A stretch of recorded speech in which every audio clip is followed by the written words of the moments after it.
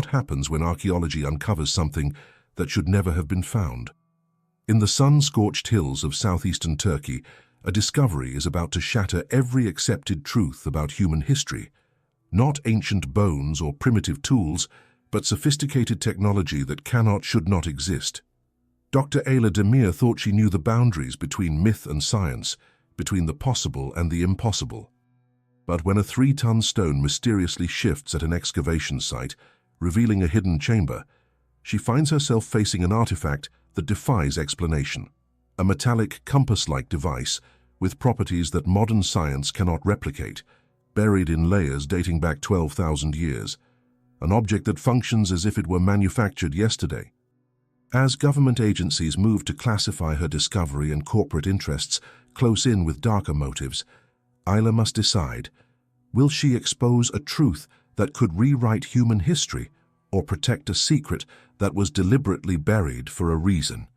Because the deeper she digs, the more certain she becomes of one terrifying truth: some knowledge was meant to stay buried. The sound was so sudden and violent that it struck like a physical blow. A 3-ton limestone block shifted, seemingly of its own accord, along the excavation wall at Sanliurfa. The harsh scraping of stone against stone filled the air, then abruptly ceased, as the massive slab revealed an opening that, according to every survey and ground-penetrating radar scan, should not exist. Dr. Ayla Demir froze mid-stride, her clipboard slipping from her fingers and landing with a soft thud in the dust. The rest of the archaeological team stood paralyzed, their shadows stretching long across the exposed bedrock, in the late afternoon sun. Nobody moved, nobody spoke. They collectively held their breath, as if the very act of breathing might disturb whatever force had just revealed itself. The gaping darkness behind the displaced stone seemed to pulse, to breathe. It wasn't just an absence of light. It was a presence of something else entirely. "Everyone back," Ayla finally managed, her voice unnaturally tight. 20 years of fieldwork in the most challenging archaeological sites across Turkey had never prepared her for this, the unmistakable sensation that they were being watched by the excavation itself. The fine powder raised by the moving stone hung suspended in the air, catching the slanting sunlight and transforming it into a golden veil that drifted between them and the newly exposed chamber.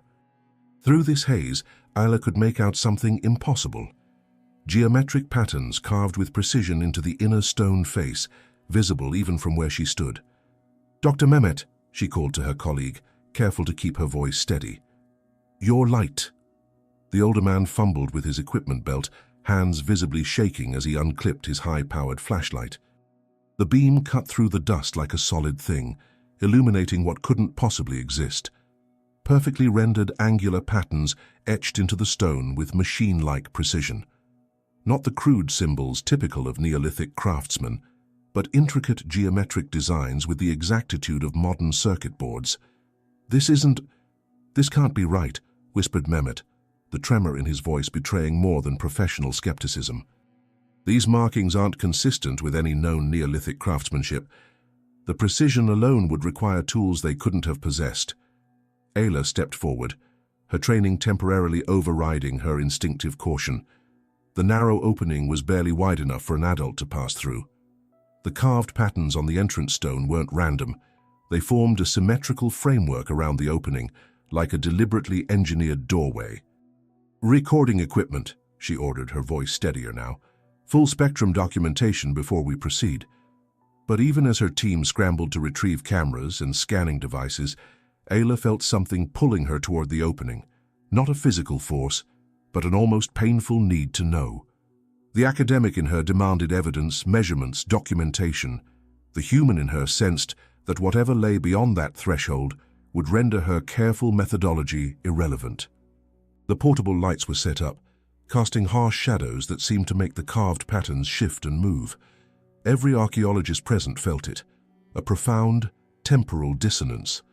The site dated to approximately 10,000 BCE. The technological precision of these carvings shouldn't exist for another 11 millennia. "Dr. Demir, we should notify the ministry before proceeding," said Eren, the youngest team member, his Adam's apple bobbing nervously above his dust mask. Ayla knew he was right. Protocol demanded it, but protocol had never encountered something like this.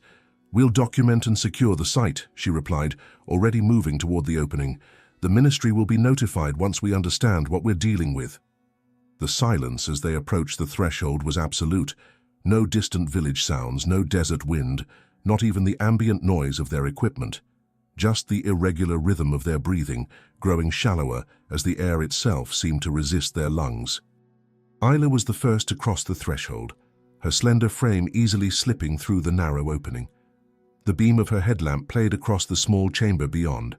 The walls were unnaturally smooth, almost polished, nothing like the rough-hewn chambers typically found in Neolithic sites. And there, resting on a perfectly flat stone pedestal in the center of the chamber, was something that shattered every archaeological paradigm Ayla had spent her career defending. A metallic object, approximately the size of her palm, gleamed in the artificial light as if it had been polished yesterday. Its surface showed no corrosion, no patina that would be expected after thousands of years buried beneath the earth. The object was circular, with a central pivot point supporting a delicate needle that moved with impossible fluidity. "A compass," Ayla whispered, her voice oddly flat in the confined space. But as the rest of the team crowded into the chamber behind her, they all witnessed the impossible. The needle didn't point north. Instead, it rotated slowly, deliberately, before stopping at seemingly random intervals, then beginning its rotation again, following the same precise pattern. "This metal," Mehmet's voice cracked as he leaned closer, careful not to touch the artifact. "This isn't bronze, copper, or any ancient alloy I recognize." Ayla felt a chill that had nothing to do with the chamber's temperature. She had expected to find pottery shards, perhaps stone tools, or at most some well-preserved organic material. Instead, they were looking at an object that shouldn't exist. "Full documentation," she ordered automatically, though her mind was racing far ahead of protocol. "No one touches it until we've recorded everything." But even as the cameras flashed and the team meticulously mapped the chamber, Ayla knew that whatever they were witnessing would never fit into the neat timeline of human technological development. This single object, impossibly preserved and functioning after millennia, threatened to unravel the carefully constructed narrative of human civilization. What she couldn't yet grasp was that this compass, this impossible artifact, was merely the first breadcrumb on a trail that would lead her team into a labyrinth of scientific heresy, government conspiracies, and moral quandaries that would test not just their academic integrity, but their very understanding of what it meant to be human. As night fell over the excavation site, the strange compass continued its methodical rotation, pointing to locations across the landscape that would soon draw Ayla into a mystery older than history itself, a mystery someone was willing to kill to keep buried. 4 days later, Ayla stared at the report in front of her, reading the same paragraph for the 5th time. The fluorescent lights of the Ankara laboratory buzzed overhead, casting harsh shadows across the pristine countertops where the mysterious compass sat encased in a climate-controlled chamber. "It's impossible," said Dr. Levent, the metallurgist, pushing his glasses higher on his nose. His voice carried the exhaustion of someone who had run the same tests repeatedly, hoping for different results. "The alloy contains elements consistent with our periodic table, but the molecular structure—" He trailed off, unwilling to voice the implications. "Say it," Ayla pressed, her own fatigue evident in the dark circles beneath her eyes. "The arrangement shouldn't be stable, yet it is. And the manufacturing precision would require technology we've only developed in the last 50 years. The weight of his words hung between them. An artifact from 10,000 BCE with metallurgic properties that shouldn't exist until the late 20th century. Ayla's phone vibrated against the table. A text from the Ministry of Culture. Report classified. All findings restricted. Security team en route. "They're shutting us down," she muttered, sliding the phone to Levent. His face paled. "This isn't standard protocol." "No, it isn't," Ayla agreed, glancing at the compass. Since arriving at the lab, she'd noticed something the field conditions had obscured. The needle's movements weren't random. They followed distinct patterns at different times of day, pointing to specific coordinates that changed with clockwork precision. While Levent gathered his notes, Ayla quickly photographed the compass with her personal phone, then overlaid the needle's positions on a topographical map of the Göbekli Tepe region. The pattern was unmistakable. The needle pointed to locations surrounding the main excavation site, places where no official digs had been authorized. A soft knock at the lab door made them both jump. Dr. Kadir Ozkan, the team's geophysicist, entered with a folder clutched tightly to his chest. The nervous glance he cast over his shoulder didn't escape Ayla's notice. "I found something," he whispered, spreading satellite images across the table. "These locations the compass indicates, they all show subterranean anomalies, cavities that shouldn't naturally occur in that bedrock formation." Ayla felt a chill despite the lab's regulated temperature. An underground network? Possibly. Kadir wouldn't meet her eyes.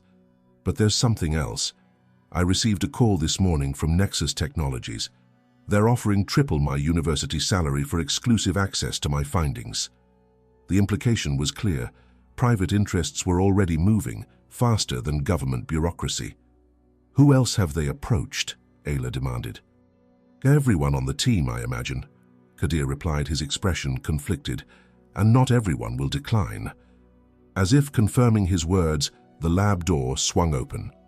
Eren, their youngest team member, entered with a security badge Ayla didn't recognize.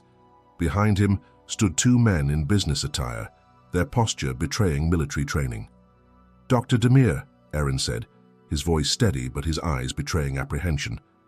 "These gentlemen need to secure the artifact." "Under whose authority?" Ayla challenged, positioning herself between them and the compass. "National security," replied the taller man, producing documentation with ministerial seals. "This discovery has implications beyond archaeology." As they approached the containment case, Ayla made a split-second decision. She grabbed her phone with the photographs and slipped it into her pocket. The alarms blared moments later. Emergency lights bathed the lab in pulsing red as the security system detected an attempted breach of the storage unit. In the chaos that followed, security personnel rushing in, voices shouting contradictory orders, Ayla watched Eren slip the compass into a specialized container, his movements too practiced for an archaeologist. Their eyes met across the room. In that moment, Ayla understood two things with absolute clarity. The knowledge they'd unearthed was worth killing for, and the first betrayal had already occurred. 3 days after the laboratory incident, Ayla stood alone at the southern perimeter of Göbekli Tepe, the pre-dawn chill biting through her jacket. The archaeological site stretched before her, monolithic T-shaped pillars rising from the earth like silent sentinels. Her breath formed small clouds in the air as she pulled out her phone, studying the compass needle positions she'd documented before losing the artifact. The Turkish government had officially suspended the excavation, citing contamination concerns, a transparent excuse. Security personnel now patrolled the main dig site, but they hadn't bothered to secure the entire perimeter. Their mistake. Ayla oriented herself using the stars, then moved deliberately toward the first coordinate indicated by the compass pattern. The massive stone pillars took on an unsettling dimension in the growing light, not just ceremonial markers as traditionally interpreted, but potentially components in a vast system whose purpose remained obscure. She approached a pillar designated T-43, unremarkable compared to the more ornately carved specimens. Running her fingers over the stone surface, she felt subtle depressions, regular geometric patterns that previous researchers had dismissed as erosion damage. But when she compared them to her phone images, the alignment was undeniable. The engraving pattern matched perfectly with one section of the compass's oscillation sequence. "Not ceremonial at all," she whispered, tracing the pattern. "Their coordinates, instructions." Ancient Kurdish tales flooded her memory, stories her grandmother told of stones that speak to those who know how to listen, stories that academic training had taught her to categorize as folklore rather than history. The boundary between the two suddenly seemed dangerously porous. A twig snapped behind her. Ayla whirled around to find Dr. Mehmet standing 10 meters away, hands raised to show he meant no threat. "I followed you," he admitted, approaching cautiously. "After what happened in Ankara, I didn't know who to trust. You could have been seen, Ayla hissed, quickly pocketing her phone. So could you. His eyes darted nervously across the landscape. The Ministry isn't the only group watching. There's a private security team camped beyond the northern ridge, Nexus Technologies. Ayla's stomach tightened. How did they get permits so quickly? Money opens doors that should remain closed. He handed her a folded paper. Our soil analysis from the chamber where we found the compass. I salvaged it before they confiscated everything. The document revealed traces of an unknown carbon isotope in the chamber's sediment layer, another impossibility in a growing list. I need to check the other coordinates, Ayla said, already moving toward the next position. Mehmet grabbed her arm. We should leave, now. Eren has been asking about you, specifically about what you might have taken from the lab. The betrayal stung afresh. Eren had been her student once, brilliant, dedicated. Now he was hunting her. I can't leave, she insisted. Don't you understand what we've found? This isn't just an anomaly. It's a pattern that contradicts everything we thought we knew about early human civilization. And that's precisely why it's dangerous, Mehmet countered.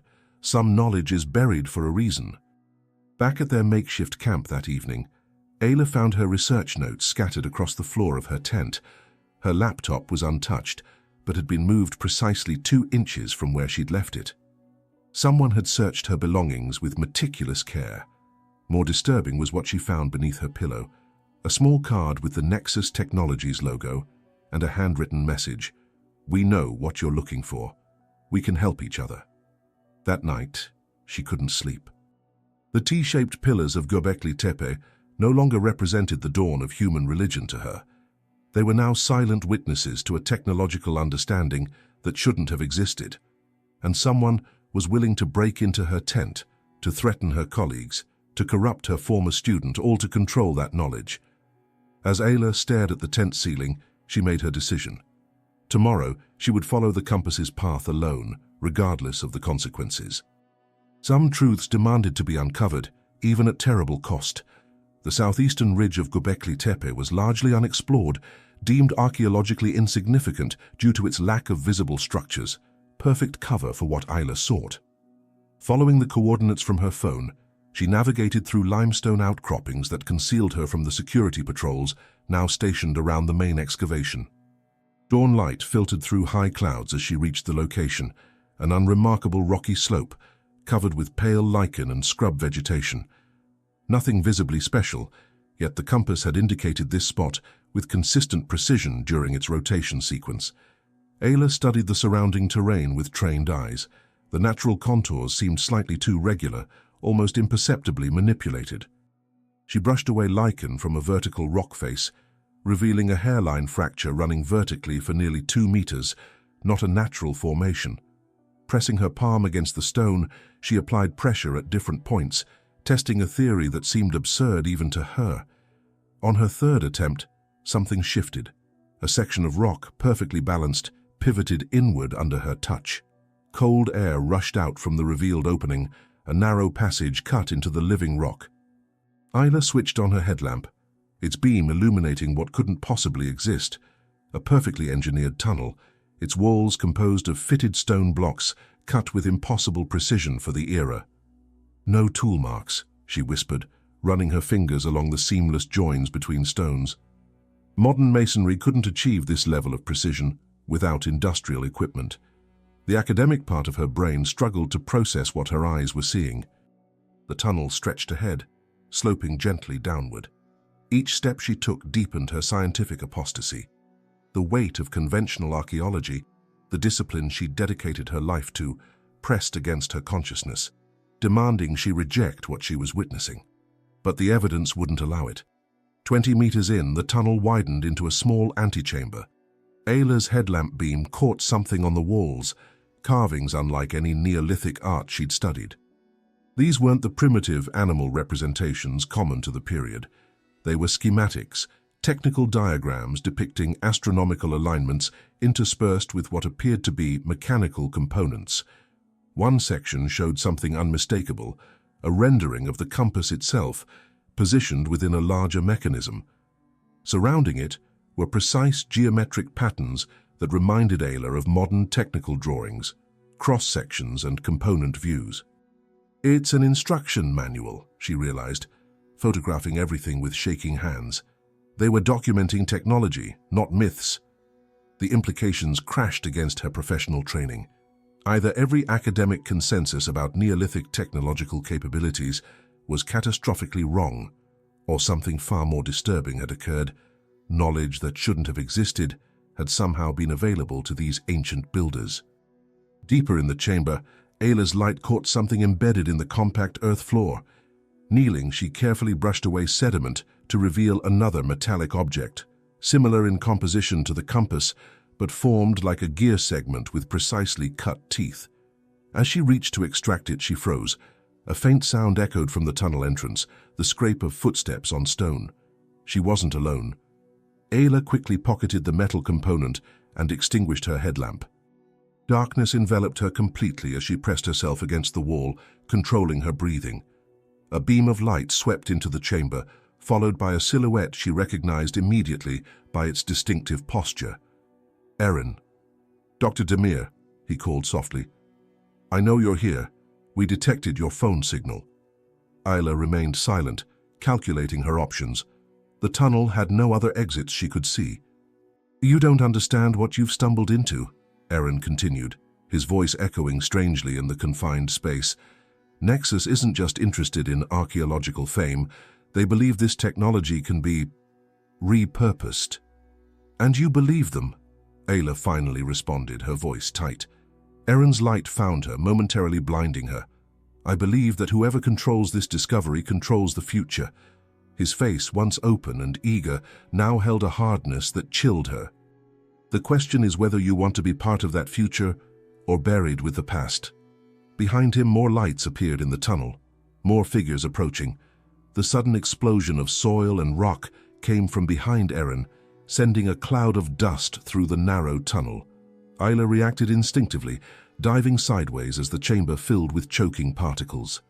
In the confusion, she scrambled toward a depression in the wall she'd noticed earlier, barely large enough for a person. Shouts echoed behind her as she squeezed through the opening, scraping her shoulders raw against the stone. The passage beyond was impossibly narrow, forcing her to inch forward in absolute darkness. Her headlamp, smashed in her desperate escape, provided no guidance now. "Find her." Erin's voice carried through the stone, distorted and cold. "She has the component." The metal gear pressed against her hip where she'd pocketed it. Whatever this technology was, Nexus wanted it badly enough to resort to violence, to corrupt her former student into betraying everything archaeology stood for. After 50 meters of claustrophobic advancement, the passage widened suddenly. Ayla stumbled forward, gasping for breath in what felt like a much larger space. The darkness was absolute, but the acoustics suggested considerable volume. Using her phone's weak light, she confirmed her suspicion. She'd entered another chamber, this one at least 3 times larger than the first. She needed to keep moving. The mechanical component and the data on her phone were her only leverage now, and perhaps the only way to understand what they'd truly uncovered. Dawn found Ayla 5 kilometers from Göbekli Tepe, hitching a ride with a local farmer headed to Şanlıurfa. The old man asked no questions about her dust-covered clothes or the dried blood on her hands from the tunnel escape. In this region, some knowledge was better left unspoken. From a crowded cafe in Şanlıurfa, she used a borrowed laptop to analyze her findings. With the compass data and the new component, a pattern emerged that extended beyond Göbekli Tepe itself. The coordinates formed a network, connection points across southeastern Turkey, sites that archaeologists had long considered unrelated. A notification flashed on her screen. Unauthorized access detected. She slammed the laptop shut, paid her bill, and disappeared into the crowded marketplace. By nightfall, Ayla had changed her appearance, her distinctive dark hair now hidden under a scarf, her clothing exchanged for local attire that would attract less attention. But psychological camouflage was harder to achieve. Every passing car, every stranger's glance, triggered a surge of adrenaline. In her hotel room, using papers spread across the bed, she meticulously traced the pattern that the compass had revealed. It wasn't just a map, it was a blueprint. These Neolithic sites weren't isolated ceremonial centers. They formed an integrated system spanning hundreds of kilometers. Her phone rang, Dr. Mehmet's number. She hesitated before answering. "They've taken Levent," his voice cracked. "Nexus operatives intercepted him at the airport. They're calling it a research partnership, but the laboratory has armed guards now." Ayla's hands tightened around the phone. Levent was the team's metallurgist, the only one who had analyzed the compass's composition. "Where are you?" she asked. "That's not important," Mehmet replied. "What matters is what I overheard before I left." Nexus believes the components form a communication system, something capable of transmitting information across vast distances, technology that shouldn't have existed then. Or shouldn't exist now, Ayla added, studying her notes. The implications were staggering. "You need to disappear," Mehmet urged. "They're not just looking for academic credit. Whatever this technology is, they think it's still operational, still dangerous." The call ended abruptly. Moments later, Ayla heard footsteps in the hotel corridor, too measured, too deliberate for a casual guest. She gathered only what was essential: her notes, the metal component, her phone. The bathroom window offered a narrow escape route to an adjacent rooftop. As she slipped through, she heard her hotel room door splinter open. The chase had begun in earnest. With each step across the rooftops of Şanlıurfa, Ayla faced an impossible choice: surrender the discovery and betray history itself, or keep running with a secret that was never meant to be found. 3 days after her narrow escape in Şanlıurfa, Ayla huddled in the back room of a small antiquities shop in Mardin, an ancient city perched on a rocky hillside. The shop belonged to Professor Hamza, a retired archaeologist who had once been her university mentor, and the only person she still trusted. "You look terrible," the old man said, placing a cup of strong tea before her. His eyes lingered on the dark circles beneath hers, the slight tremor in her hands. "I haven't slept more than 2 hours at a stretch," Ayla admitted. "Nexus has people everywhere." She laid out her findings on the wooden table: the metal component, printouts of the compass data, and rubbings from the tunnel walls. For 3 days, she'd been trying to understand how these elements connected. "I need tools," she said. "Precision tools." Professor Hamza disappeared into his workshop, returning with a small case of jeweler's instruments. "Whatever you're assembling, are you certain it should be reassembled?" Ayla didn't answer. Her fingers worked meticulously, fitting the gear-like component against a replica of the compass she'd sketched from memory. The teeth aligned with notches she'd noted on the compass rim, notches that had seemed like decorative elements until now. "It's a projection system," she realized, as the components locked together with an audible click. "But it needs power." She removed the battery from her phone, jury-rigging a connection to the assembled mechanism. Nothing happened. "It can't be that simple," Professor Hamza noted. "If this is truly ancient technology—" "It needs the right frequency," Ayla interrupted, adjusting the connection. "The metallurgic tests showed unusual conductivity patterns at specific electromagnetic wavelengths." On her third attempt, the mechanism hummed to life. Light projected from an aperture she hadn't noticed before, not a beam, but a pattern of interconnected lines and geometric shapes that spread across the table surface. "It's a map," Professor Hamza whispered, his academic skepticism momentarily forgotten. Ayla quickly overlaid a modern map of southeastern Turkey. The projected pattern aligned perfectly with specific geographical features, but also highlighted locations that had no recognized archaeological significance. "Karahan Tepe," she said, pointing to one intersection of light. "That's only 35 kilometers from Göbekli Tepe. Limited excavation, but similar T-shaped pillars." "And these others?" Hamza asked, indicating dozens of points where the light pattern intensified. "Unknown," Ayla replied. "But if I'm right, they're all connected, part of a single, massive complex." The revelation was staggering. Sites previously considered isolated monuments might actually be components in a system spanning hundreds of kilometers, a level of coordinated construction impossible for Neolithic hunter-gatherers, according to conventional archaeology. "This changes everything," Professor Hamza said, his voice tight with academic caution. "If true." "I need to verify," Ayla decided. "Karahan Tepe is the closest site indicated. less monitored than Göbekli Tepe. And if Nexus follows you there? Ayla's expression hardened. They already have the compass. They'll figure this out eventually. I just need to stay ahead of them. The next morning, disguised as a local agricultural worker, Ayla approached Karahan Tepe from its least accessible side. The site was smaller than Göbekli Tepe, partially excavated, but lacking the security presence of its more famous counterpart. What she found confirmed her theory and deepened the mystery. The pillars at Karahan Tepe weren't just similar to those at Göbekli Tepe, they were precisely positioned to align with the pattern projected by the mechanism. The two sites, separated by kilometers, had been constructed as integrated components of a larger system. In a secluded section of the site, Ayla discovered what she was looking for, the same distinctive fracture pattern she'd found in the tunnel entrance at Göbekli Tepe. Another hidden passage, another piece of the puzzle. But as she prepared to investigate, her phone vibrated with a message from an unknown number. "Stop, the mechanism is incomplete for a reason. Look at the overlay again." Ayla froze, scanning her surroundings. Someone was watching her. Worse, someone knew exactly what she was pursuing. Returning to the projection map that evening, she noticed something she'd overlooked. The pattern didn't just mark archaeological sites.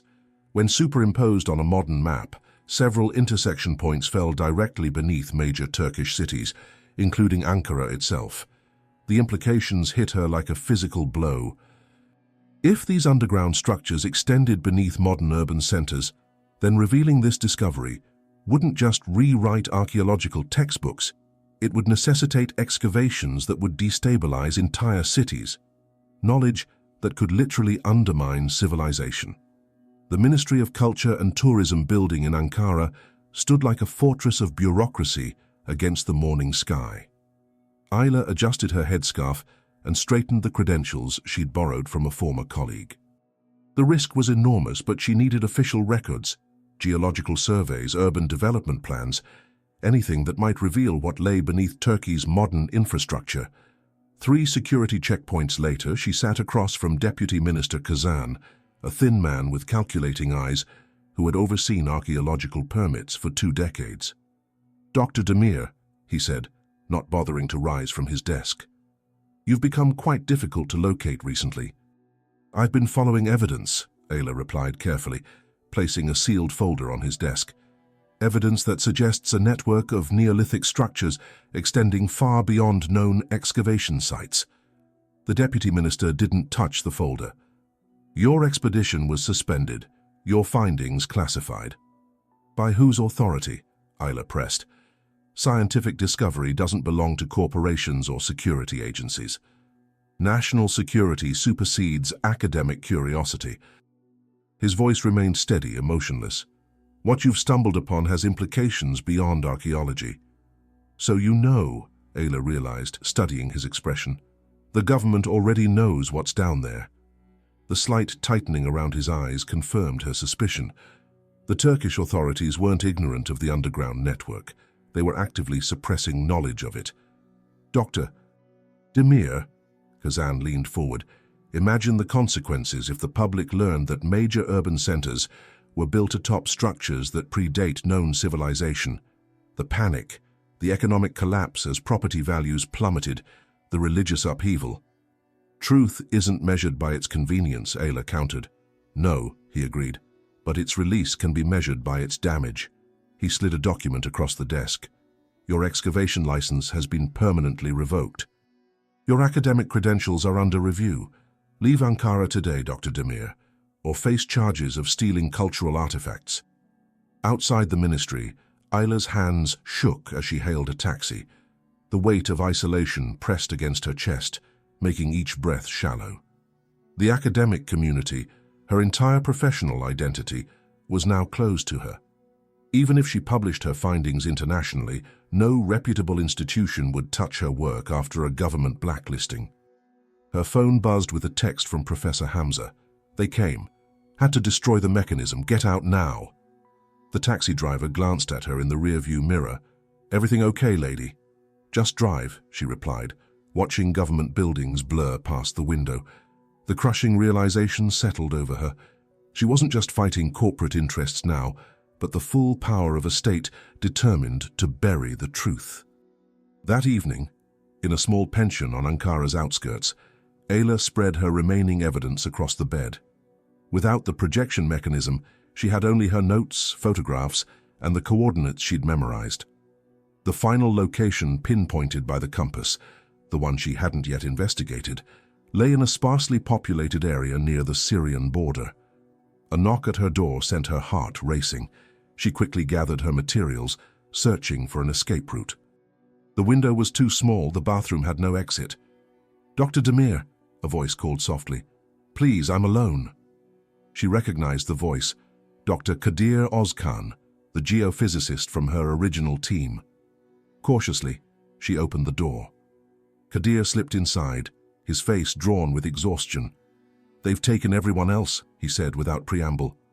"Mehmet is under house arrest. Levent has disappeared entirely." "Why are you here?" Ayla demanded, keeping distance between them. "Because I accessed the geological surveys before they were classified." He pulled a flash drive from his pocket. "There's something you need to see." The data revealed subsurface scanning of areas where the mechanism had indicated structures. The evidence was unmistakable. Vast chambers, tunnels, and constructed spaces lying beneath the modern landscape, all at depths conventional archaeology had never bothered to investigate. "Why would they build so deep?" Ayla wondered aloud. "Not build," Kadir corrected. "Bury. The dating suggests these structures were deliberately covered, sealed away approximately 9,000 years ago." The implication sent a chill through Ayla's body. Not abandoned or forgotten, intentionally hidden. Something about this technology had frightened its creators enough to erase it from history. "The final coordinates," she decided. "I need to see what's there." "You'll be alone," Kadir warned. "I've been offered a position with the ministry. Protection for my family in exchange for silence." Ayla nodded, understanding his impossible choice. Some truths must be witnessed, even if they can never be shared.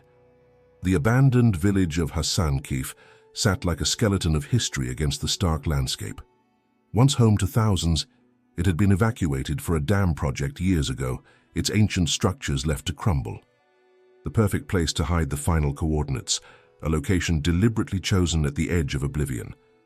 Ayla arrived at dawn, her rental car the only sign of human presence in the ghostly settlement. 2 weeks had passed since her confrontation at the ministry. Her face had appeared on national news, wanted for questioning regarding stolen artifacts and national security concerns. The academic world she'd inhabited for 20 years now labeled her a thief, a fraud, perhaps even a traitor. The weight of isolation had become physical. She'd lost weight, her clothes hanging loose on her frame. Sleep came in brief, tortured intervals. Every shadow held potential pursuers. Every casual glance from strangers contained possible recognition. Using the coordinates she'd memorized, Ayla navigated through empty streets to an unremarkable hillside on the village's eastern edge. Nothing visibly special marked the spot. No pillars, no structures, no archaeological indicators. Just cracked earth and withered vegetation. She began a methodical survey, working in expanding circles from the central point. After 3 hours under the punishing sun, her water nearly depleted, she found it. A slight depression in the ground, its geometry too perfect to be natural. The excavation took hours with the limited tools she carried. As the hole deepened, Ayla's movements grew increasingly frantic, driven by a primal need to know that superseded caution, superseded self-preservation. 2 meters down, her shovel struck something solid, not stone, metal. What she uncovered sent her reeling backward, sitting hard on the dusty ground.